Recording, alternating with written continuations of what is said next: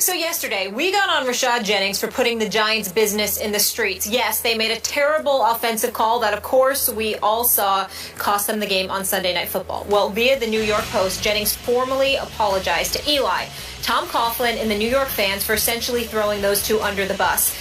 Stephen A., what impact is this apology going to have on the Giants moving forward? Well, I don't know Rashad Jennings personally, so I want to give him a lot of credit for apologizing. I want to take him at his word from the perspective that he was genuine, that he had no idea that it would blow up to this point where people were looking at him and questioning, you know, his professional integrity, how he could throw the quarterback for the team under the bus the way that he did. Maybe he didn't surmise that it would elevate to this point. I don't know how that's possible, but it is possible, I guess. And so his willingness to come out and so clearly and emphatically apologize, I think he needs to get a lot of credit for that. Having said that, I would view him with a raised eyebrow moving forward. And there's very little that I would trust him with. Because if you could take the action of throwing a two-time Super Bowl champion under the bus like that, you know, I don't know if you can be trusted with much. I can trust you to play. Doesn't mean I can't be your teammate or anything like that.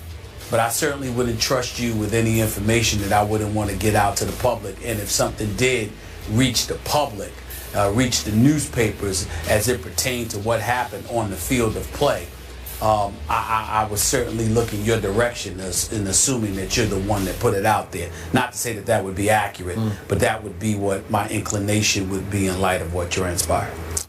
I like everything you just said. Obviously coming from a Giants fan, Molly's a Giants fan.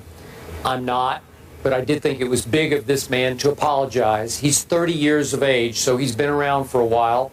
He knows how the game is played on and off the field. It still doesn't make it right what he did to not only his quarterback, but he put his coach in a tough spot and the offensive coordinator in a tough spot with what he said.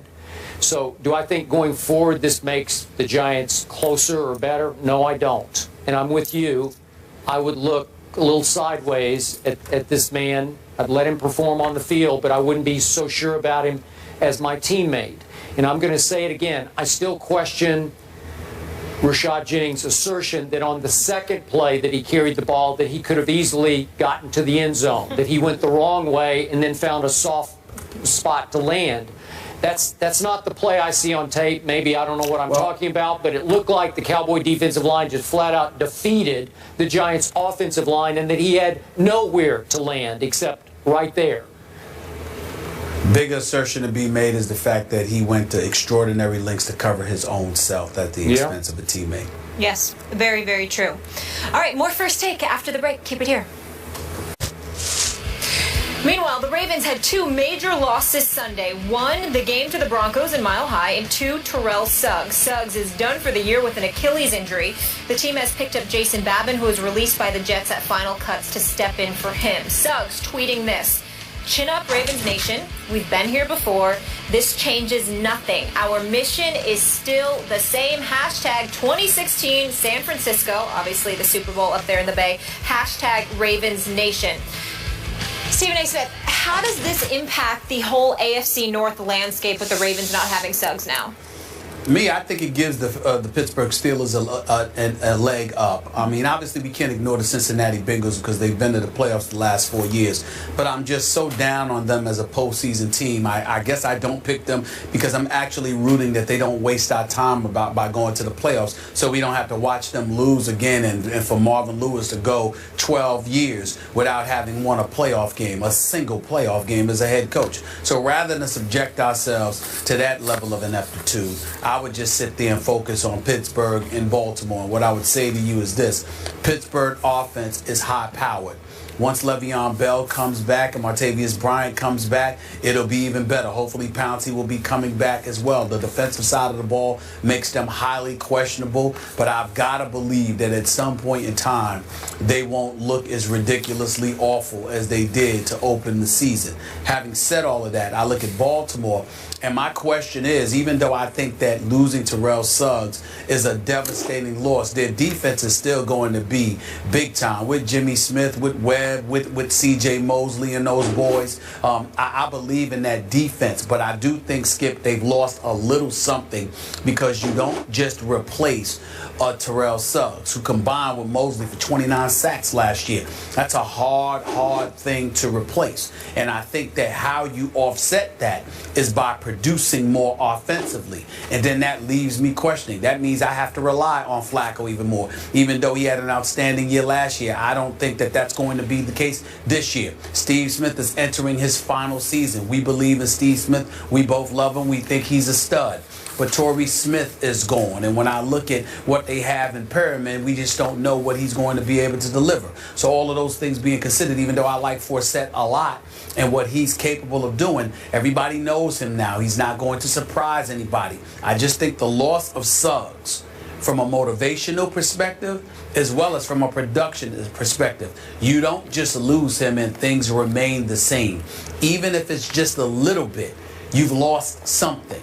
And them with the Steelers was nip and tuck. And when you combine that with the fact that the offense would need to make up for the loss of Suggs, I don't see this offense being able to do it. I'm not saying they're not going to make the playoffs. I'm not saying they're going to fall apart.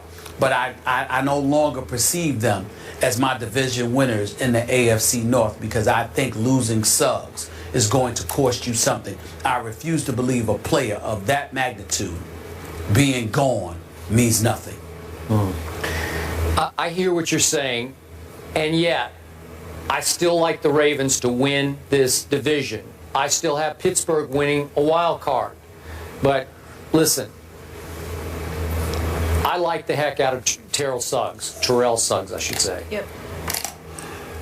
I've had many battles with him on this show, but I respect the heck out of him on the football field.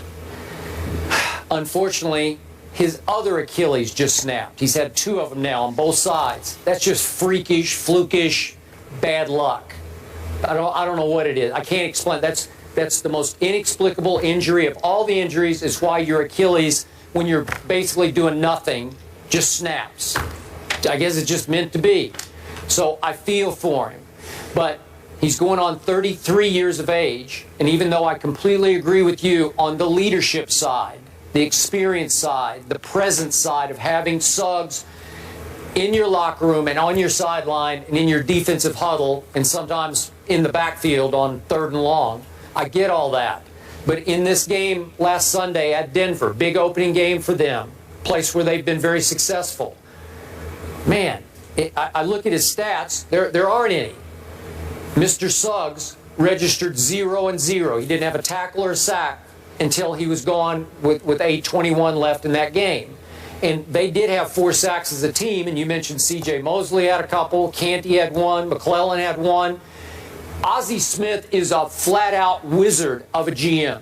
I don't know that there's anybody better in football at picking players, that knowing talent than Ozzie. He just keeps reloading and reloading and reloading. And half the time I look at the names that Flacco's throwing to, Crockett Gilmore, I know he was there last year, but I don't even know who these people are, and they're all pretty good. And you watch some football. I do, but they're Flacco throws into the end zone on Sunday against Peyton Manning in Denver. He throws into the end zone at the end of the game to win the game and hits Crockett Gilmore right there. And it took 2 Broncos coming across making sensational plays. Some of the best double play that I've seen in a long time where you just took the ball out of his hands and intercepted it and saved the game. You're going to win it or lose it, and they barely lost it. But Flacco did, and I'm no Flacco fan, as you know. He's Joe Fluco half the time to me. But that wasn't Fluco. That was just flat-out Flacco. Nice throw, Joe. Could have won the game. Maybe should have won the game. Denver was just a little bit better. So my point is, Suggs' tweet is right. What Molly read, the mission is still the same. I don't think they're going away. Well, the mission is still the same, but let's analyze why.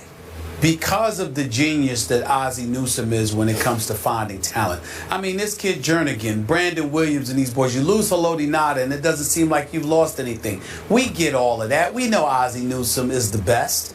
We understand that. There's no denying that. And you know I'm a huge fan of John Harbaugh. I love John Harbaugh. Yep. So when you have an organization like that, the structure is going to remain intact. The foundation is going to remain intact. They're not going to fall off the wagon. But again, we're talking about the magnitude of Suggs. And we're talking about an offense and whether or not they can give it to you. There's a reason why there have been many occasions where the Baltimore Ravens did not end up being what we thought they would be.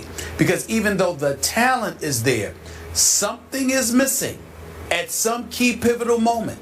And as a result, it ends up negating their ability to propel themselves. Okay. And I think this is one of those instances where it'll happen. They'll make the playoffs because they're too stout not to.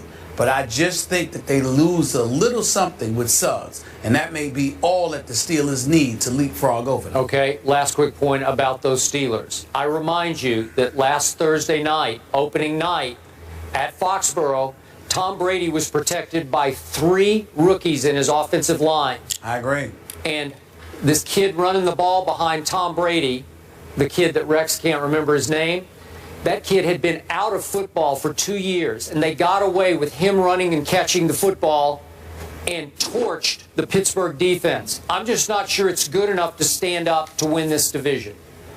Well, I agree with you. The Steelers' defense is definitely suspect. Shazier and Jarvis Jones definitely need to step up. Timmons needs to get in their head and get them to produce something. Yep. And my God, can I please get some kind of pass rush? Pretty please, with Sugar on top. Can somebody on the Pittsburgh Steelers record some sacks? I mean, good Lord.